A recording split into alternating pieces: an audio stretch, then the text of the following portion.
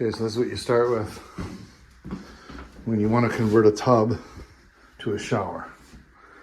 You know, you want to make sure with that distance here, we call this a return, right? You want to have enough on there where this edge of this doesn't come out, otherwise you run into issues, right? You want to make sure that you can drywall that. You can see how this bumps out. So this will be a 60 by 30 shower. I'm gonna take the tub out and make it a shower.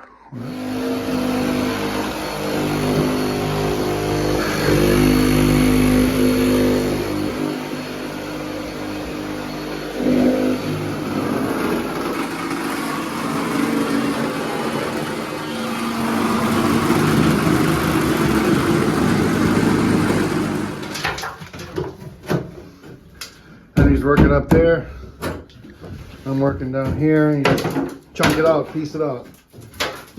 It's just gotta chunk it out, you know. See, just keep taking it out, manageable pieces, you know. Unscrew the drain, cut around, lift it.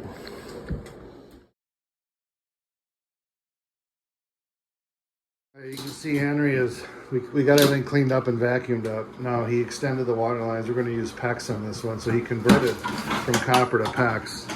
And I'm getting ready to set up the mixing valve. The homeowners supplied a Moen. They wanted special trim, so they wanted to supply it. So this is a shower only valve. So there's no port on the bottom, unlike a tub that would have a port. However, you can plug the bottom port. But these are pretty nice because you don't have to ever worry about it leaking from the shower part. So I'm going to put adapters on here and convert this over to PEX. We're going to get that roughly mounted in the wall, and then we're going to get ready to set that base in epoxy. Okay, so we're converting a tub to a shower, right? And this is Sterling, so it comes with a PDF file, and there's measurements off the wall, right? And then you just find your numbers, right? So this one happens to be 8.5 out by 14, which that was a tub. Now remember, we're converting to a shower. So you want to make sure there's no obstructions in that wood. When you go to like set that pan down, right? You don't want it to hit the wood or it's going to be a problem. So that's why you have to test fit. All right. Now what we're going to do, Henry's going to assemble that mixing valve. We got to put a digital level, and we're going to go on all these studs and see if any of them run out, right? Let me switch camera. Okay.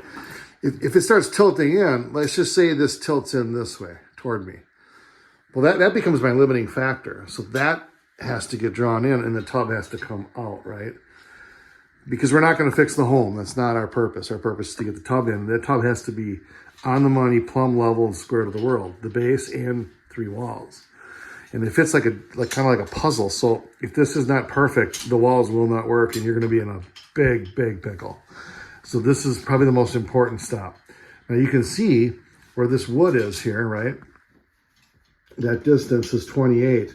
Well, I think that new one is about 30, so I'm gonna have to cut the floor. And I'm just gonna take a saw. I'm gonna set the depth here to 1/4 inch. And I'll just plunge cut. They're gonna put new flooring in, so I can get that pan to sit down on that subfloor. And then the floor, of course, comes up onto the tub and then comes in. So these walls left and right are a huge factor.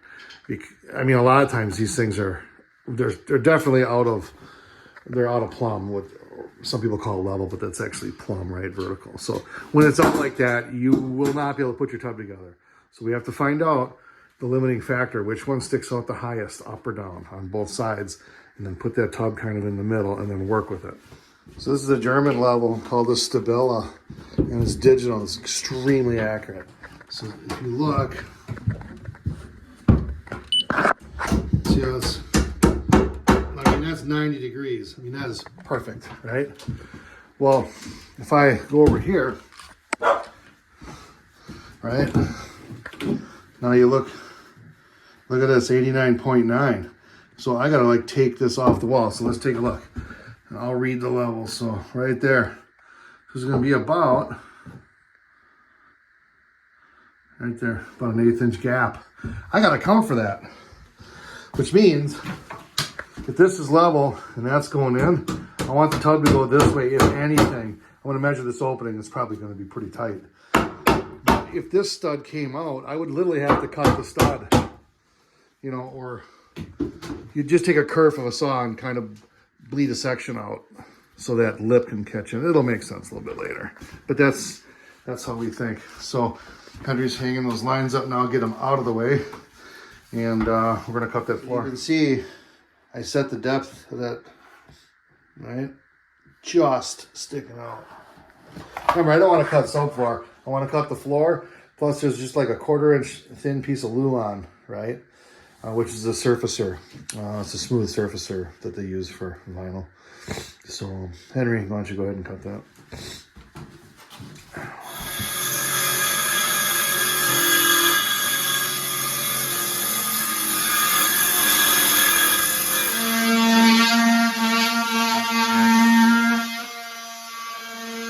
So Henry, he's gently taking a putty knife and he's just going to peel it up, right?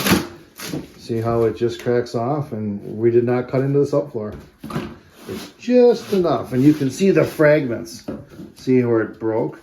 So you don't want to cut into that subfloor because that's, you know, it's pretty important to keep this solid. So, there you go. So we got that out. We're going to do a trial run of the tub, dry fit, and we're going to just see if there's any problems with the floor. So I'm just going to get ready and lay this down, okay? You got to make sure this is spotless because one little hang up, a little screw will hang up this. You can see they put feet in it. If I look down, but we don't care. That's not good enough. We put a 2-part epoxy foam in and we bed this thing, okay? You want to make sure that drain, because we're converting, remember, from 1.5 to 2 inch. We're going to have access below, so we're going to plumb that below. That's a different story. So, we're gonna run epoxy in here, and it's gonna fill those webs and make this thing strong. If you were to set this down the way it is and step in it, it would crunch and crack and break. You have to bed these things in something, and what we prefer is a 2-part foam epoxy. So Henry's gonna dry fit it. Go ahead, Henry, throw it in. And we have not fit this, so you know this is like the first time. Let's see what we got. All right.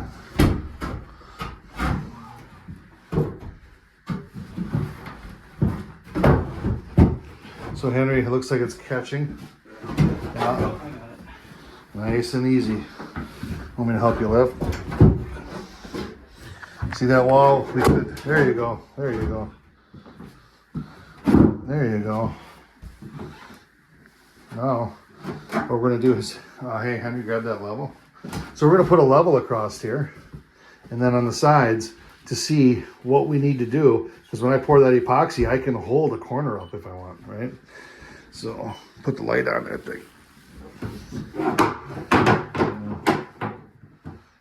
So it shows the right is up 0.1 degrees, which is really nothing. Put it on the front. Okay, so the up is 0.25 on the right, okay? So that tells me that we want a little bit extra epoxy here. We want to kind of float that up. Now, Henry, run the level this way. This is probably the most critical step of this whole process right here. So if I look at this, that back has to come up 0.25 degrees. See? Yep. Now do the other side, Henry. See, if the other side is up, you know, if you want them the same, so the whole thing tilts. 0.10.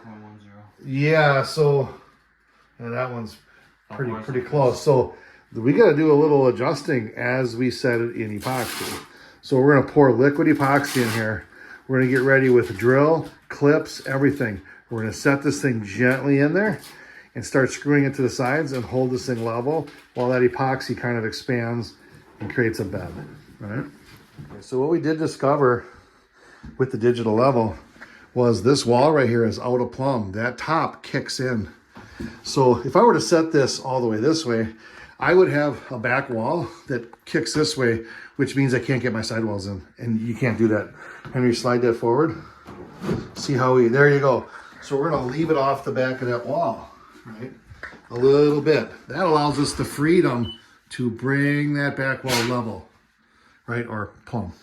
So when you shift it in the pocket, you wanna make sure you're square. You can pull a number from here to the wall, here to the wall, but You can also, like 8, 10, 12 squares the world, right?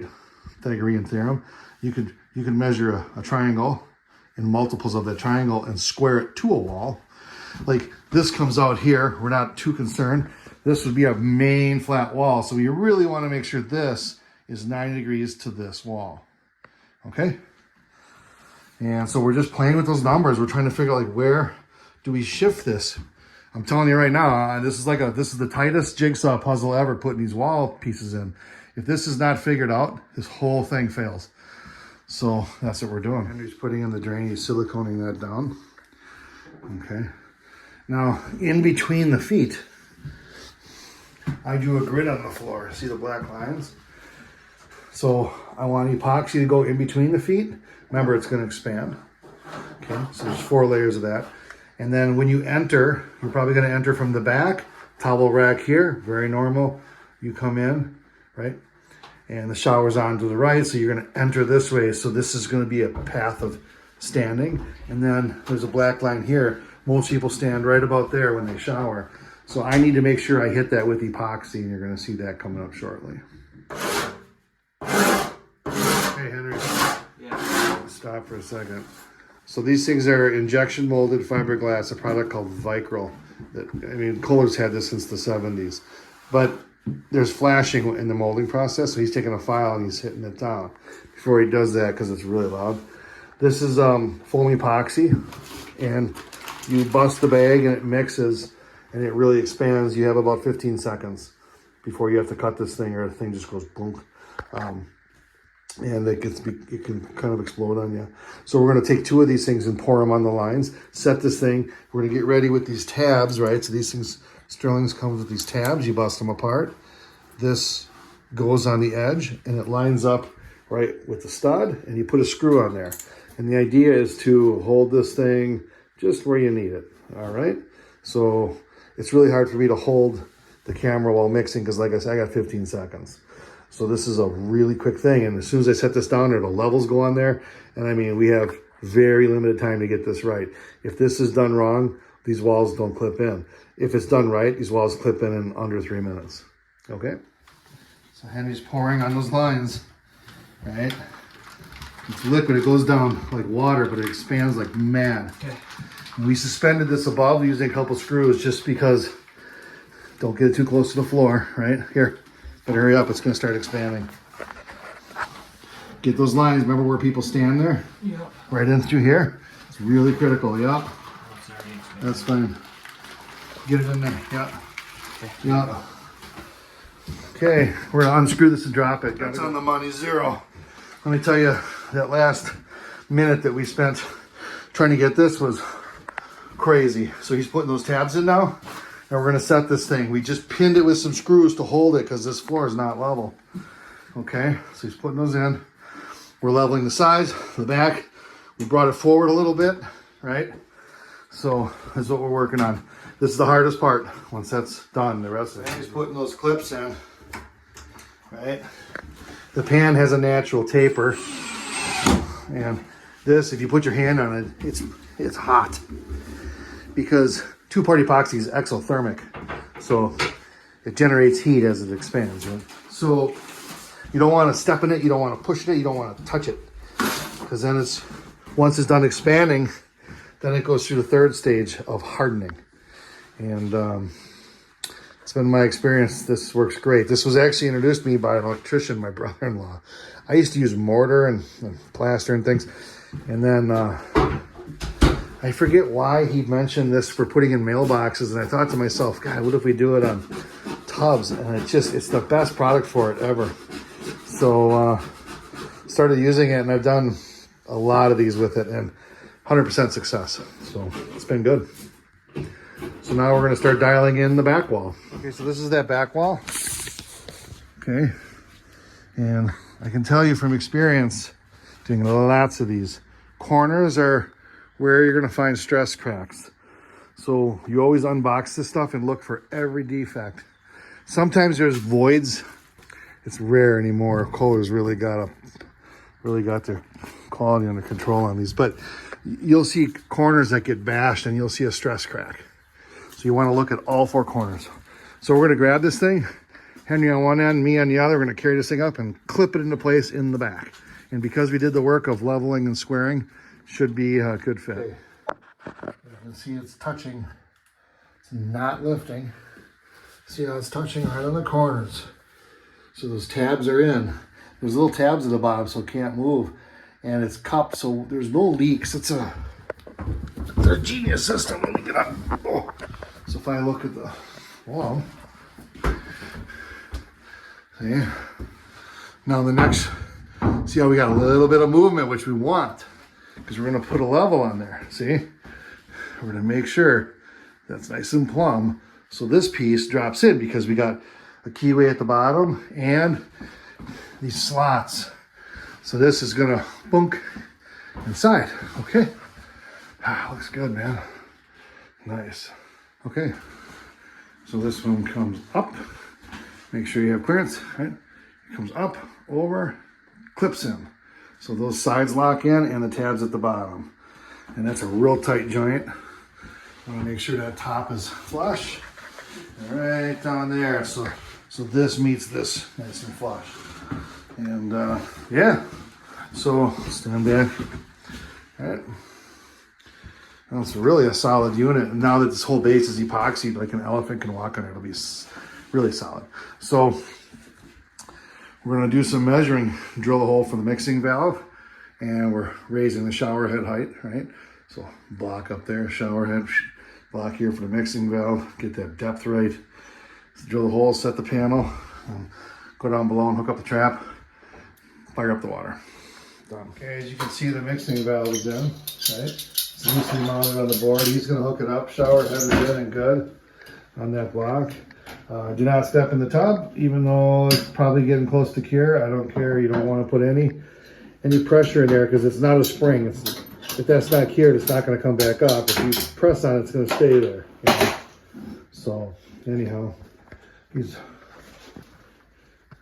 fixing up like a fool. And yeah, we're gonna be done with this here pretty quick.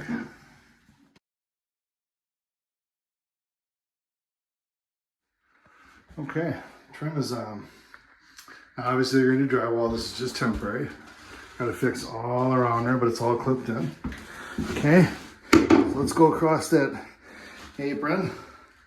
That's right there on the money. It'll bounce, you know, between perfect and 1/2 degree, right? Right there. Okay, pretty close there. It bounces around. It's pretty much on the money. Then you go over here, right? It bounces around 1/2 degree. You gotta understand 1/2 degree is just a hair, right? There you go. And so, there you go. Henry's down there hooking up the trap, and then of course we're going to turn water on shortly. But that's it. I mean, that's, you know, so they'll be doing the floor work, ripping that up. Be a nice bathroom. All right.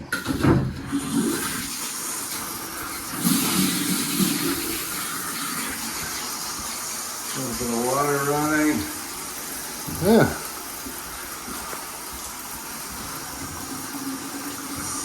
Make sure the hot's on the left. Ooh, nice and hot. Cold. Balancing spool works good. And shut it off. Looks good. That's